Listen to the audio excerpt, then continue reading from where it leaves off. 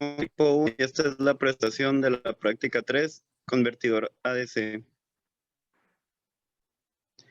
Bien, la práctica 3 consiste en convertir una señal analógica obtenida de un potenciómetro y obtener una señal digital útil que se vea reflejada en 10 LEDs, utilizando el software del STM32 mediante la tarjeta de desarrollo núcleo F303RE.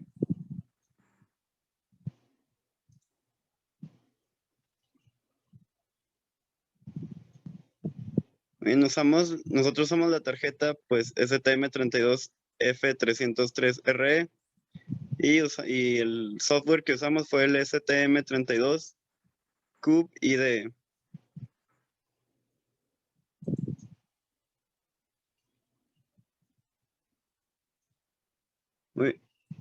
Ok, pues la señal analógica pues debe haberse muestreado en un tiempo de muestreo y la fidelidad de la señal depende de este tiempo de muestreo. El teorema de muestreo explica la relación entre la velocidad y la frecuencia de la señal medida.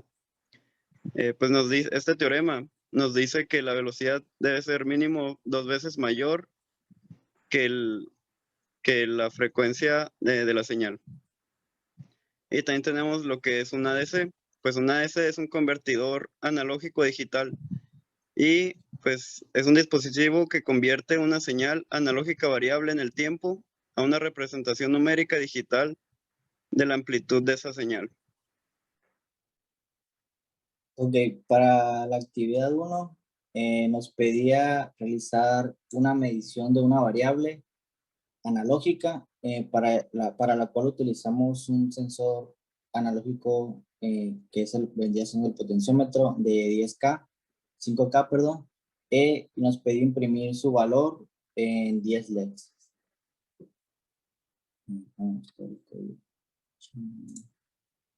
Okay. Para el desarrollo de este código empezamos declarando la variable valor con el cual se le agrega este formato que es uint32t, el cual asigna que nuestro ADC el valor de nuestro ADC se va a guardar en esta variable. Para empezar, hay 3 formas distintas de inicializar un ADC. Nosotros utilizamos el formato Poll for Conversion, y en el cual nosotros estamos asignando que nuestro valor que tome nuestro ADC lo estamos guardando en la variable valor.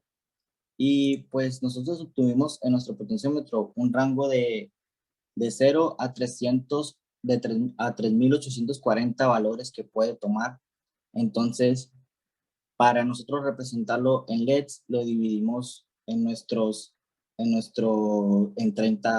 30, perdón. Y de esta forma, que los 30 representan las posiciones que puede tomar el potenciómetro. Y aquí que tenemos como comentario, este código binario representa, representa este número binario, el cual sería el primer bit, y así se va sucesivamente hasta los 30 bits. Bueno, con este if le estamos indicando que nuestro valor, una vez que lo dividimos en 30, los 3840, nos da que nos tenemos que ir incrementando de 128 en 128, por lo cual nuestro primer valor sería de 0 a 128. Y cuando el valor, perdón, sea mayor a 0, pero menor que 128, vamos a encender los primeros LEDs, los cuales estos LEDs están representados por los puertos PV0 en la configuración.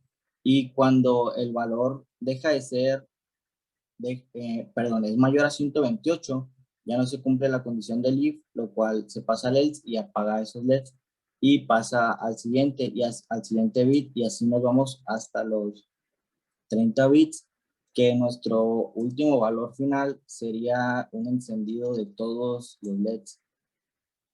Tendremos todos los bits encendidos y tendremos que nuestro valor, bueno, aquí tenemos que nuestro valor es de 3584, porque de aquí en adelante tenemos lo que vendría siendo la zona de saturación de nuestro potenciómetro y ya se quedan los LEDs encendidos de aquí en adelante.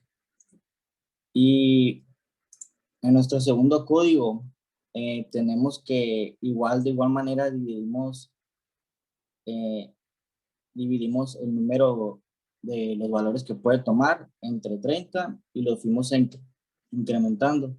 Y aquí nada más pusimos que en nuestro valor, en nuestra condición if, perdón, fuimos incrementando de 0 a los rangos que habíamos dividido, y de igual manera se iban prendiendo los LEDs y apagando en caso de que ya hubiera pasado ese valor. Para la actividad 2 es utilizar el experimento de caracterización del potenciómetro para visualizar por medio de los LEDs los fenómenos de linealidad, zona muerta, saturación y bias. Explicar detalladamente sus observaciones aun si el sensor empleado no presenta alguna de estas características. Identificación de zona muerta. Mientras el potenciómetro esté girando de la posición 0 a 29 grados, observamos que aún no hay reacción por parte de los LEDs. Identificación de linealidad. Mientras el potenciómetro esté girando de 30 a 280 grados, en este rango existe una constante de proporcionalidad que relaciona los incrementos de la señal de salida con los respectivos incrementos de la señal de entrada en todo el rango de medida. Identificación de zona de saturación. Cuando el potenciómetro se encuentra en la posición de 280 a 300 grados, en este rango de posiciones, cualquier aumento de nivel de potencia no provoca ningún cambio apreciable en la salida del receptor. Identificación de bias. Cuando el potenciómetro se encuentra en la posición 0, se observa que el valor de la salida es que ningún LED está encendido. Es decir, que para la entrada 0 tenemos un caso de zero bias.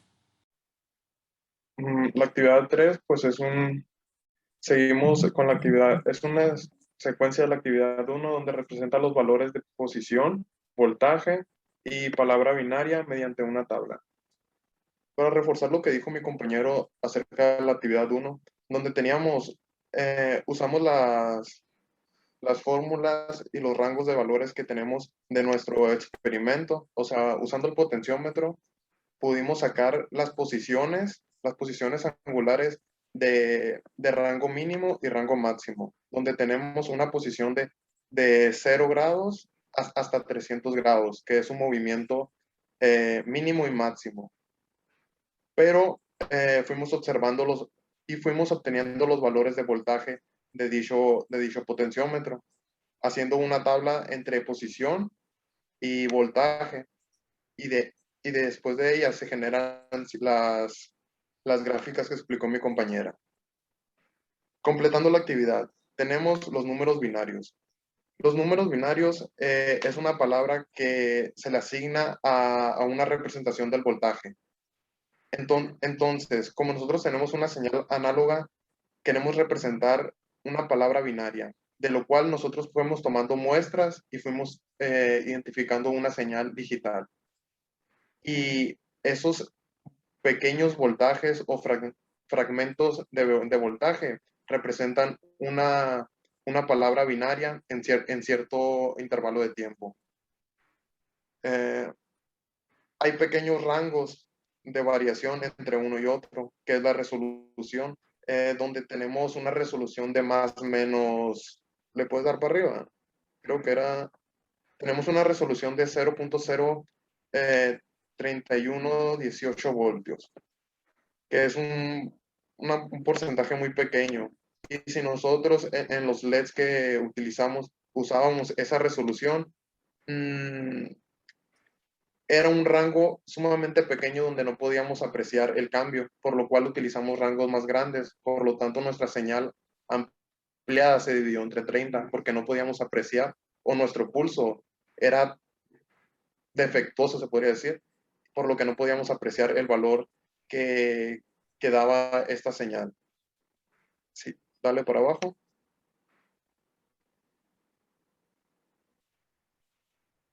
Ahí. Como podemos apreciar, nuestro valor máximo es de 280 grados. donde llegamos a nuestra zona de saturación y tenemos ya todos nuestros LEDs encendidos, donde ya hasta de 280 grados a 300 grados, ya el voltaje no se mueve, donde es de 3.19. Dale para abajo. Para la actividad 4, pues la actividad 4 seguimos reforzando la actividad 1, donde nos explica que utilicemos las fórmulas de interpolación para explicar los resultados de la tabla. A continuación muestro un ejemplo. Utilizando el ejemplo que vimos en clase, donde tenemos una DC de 10 bits con una entrada de un valor de 345 en hexadecimal, y está funcionando en un proceso cuyos valores varían de 30 a 180 grados de posición angular. Y tenemos un rango de valor de 0 a 3.19 voltios, y donde nos pregunta, ¿cuál es el valor de la posición angular? Entonces, lo primero que se debe hacer es convertir el hexadecimal, el número hexadecimal, a un número decimal. O podría ser si lo tendríamos en binario, también podría ser de binario a decimal o viceversa, ¿no? Y luego usamos la ecuación de la resolución para sacar nuestra resolución, que nos dio de 0.003118 voltios. Al tener este valor, multiplicamos dicho valor por el número decimal y tenemos nuestro valor analógico, que en este caso nos dio 2.5947 voltios. Y para finalizar, se usa la ecuación de interpolación. Como podemos apreciar, tenemos una Y que es igual a M de X más B, donde tenemos la B significa el offset, y tenemos un valor agregado, un valor analógico y un rango de las variables. Entonces, sustituimos los valores y tenemos una posición de 333 grados teóricamente. Observando la tabla, esa posición nos da de 330. Hay una pequeña diferencia, ya que en las ecuaciones se pierden las decimales, o nuestro potenciómetro varía no es perfecto, no es absoluto, por lo tanto pueden variar sus valores, como también el voltaje puede variar tantito, porque nuestros multímetros no son de alta precisión, sino que son multímetros económicos donde los voltajes no son exactos. Por lo tanto, tenemos pequeñas variaciones, tanto por arriba como por debajo. En este caso nos dio por arriba, que es de 233 grados a 230, que fue lo que tomamos.